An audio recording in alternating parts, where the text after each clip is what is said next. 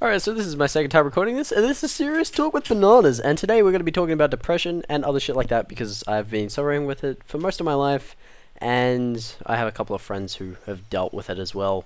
So I think I know my shit on depression, although I may be incorrect in some areas, and this is only based off my own experiences and the experiences of my friends. But yeah, alright, so I've been dealing with depression since probably the age, I'm going to probably say 7. 7 is when I can remember it the first.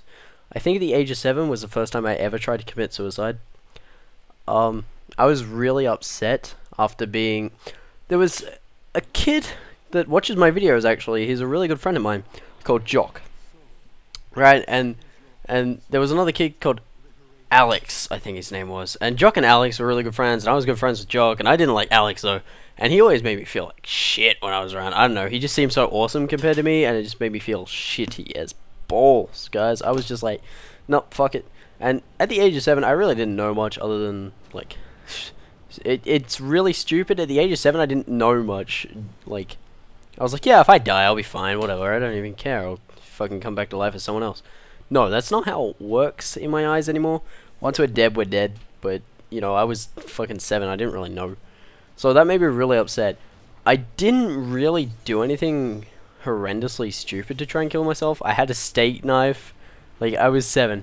I had a steak knife, and I laid on the concrete in front of my mother, and I dropped the steak knife on my chest. I didn't get stabbed or anything. It just, like, because it just fell flat on my chest. And then my mom hugged me and was crying because I was upset. And it was pretty, it's pretty shit that at the age of 7 I wanted to do that. At the age of 7, I was that upset that I wanted to do that. But looking at it now, it's not because of people. Well, I guess it is because of people that I felt that upset.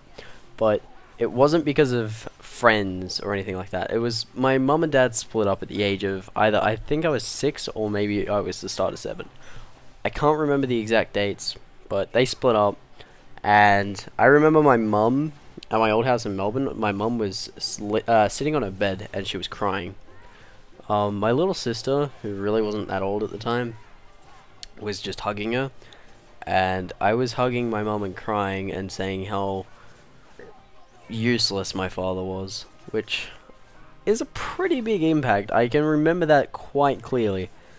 So, yeah, it wasn't really the best. So, most of my life I've grown up without a father figure. I pretty much attached myself to any father-like figure anywhere, like comic books or movies or anything like that. I'd be like, yeah, that's my father figure. Until 2003, I think it was, when my mum got remarried to my now current stepdad called Drew, or Andrew. And he is my best father figure I've had so far. The only bad, well, yeah, of course he's the best father figure I've had so far. The only bad thing is we don't really get, well, we just don't know much about each other. And he's been in my life since 2003.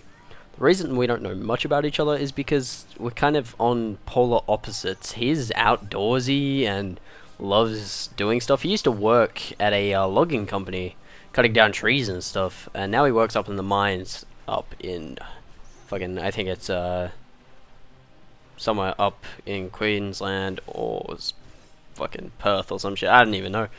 But he, up somewhere near there, and that's what he does, and I don't really like that type of stuff. I don't understand how it's appealing to people, seeing as I'm like a computer nerd, and I'm like, oh, hiccups. That's not what I'm like. I'm all like, tack, tack, tack, tack, tack, tack, on the computer, touching shit and playing with shit. Not my dick, but, alright, fucking sexual joke number 1. So, pretty much, I'm always on the computer or doing something electronic, and he doesn't understand it, and I don't understand why he wants to be so outdoorsy. I do remember once, well, I do remember playing football for 3 years because my stepdad liked watching me play football. So I played Australian rules football for 3 years. Mainly because of him, and then he started working away, so I just stopped, and I didn't like football anymore or anything, so I stopped. But now we really have nothing in common, so yeah, kind of sucks ass, and I really hope that one day we get to have more stuff in common and I get to know him better. So yeah, and I've been dealing with depression on and off pretty much my whole life since then. I don't know, the last time I tried to commit suicide was this year, but I don't really want to get into details that much, but that was the last time. And last year sometime I got diagnosed with PTSD. Either it was last year or the year before. And I don't really know much about PTSD, but apparently it's the main reason that I'm getting so upset and depressed at some points in the year. So yeah, I was diagnosed with that by my local doctor, who, I don't know, he just diagnosed me with it. He's like, yeah, you have PTSD. And I'm like, what the fuck's that? And he's like, post-traumatic stress disorder. I was like, alright. Doesn't even make sense to me. So, I've been diagnosed with that. And, I don't know, I don't really like to use it as a cop-out. I don't like to use depression or any mental illnesses as a cop-out or anything like that. It kind of makes me feel weak. If I do that, I'm like, I'm not that kind of person. I wouldn't use that as a cop-out.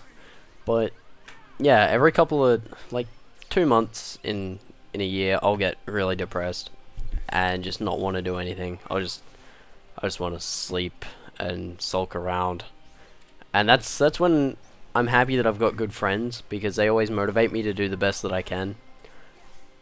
And I really hope that I always have good friends. That's the main thing I've learnt through my whole life. Everything is a lot easier if you have support. So if you're dealing with any emotional problems at all, just try and find some support, whether that be your parents, your friends, or even a psychiatrist like I'm doing now. Talking doesn't always help, but just knowing someone's there for you to support you when you fall down is pretty nice. It's helped me through a lot, and I'm glad that I have friends like that.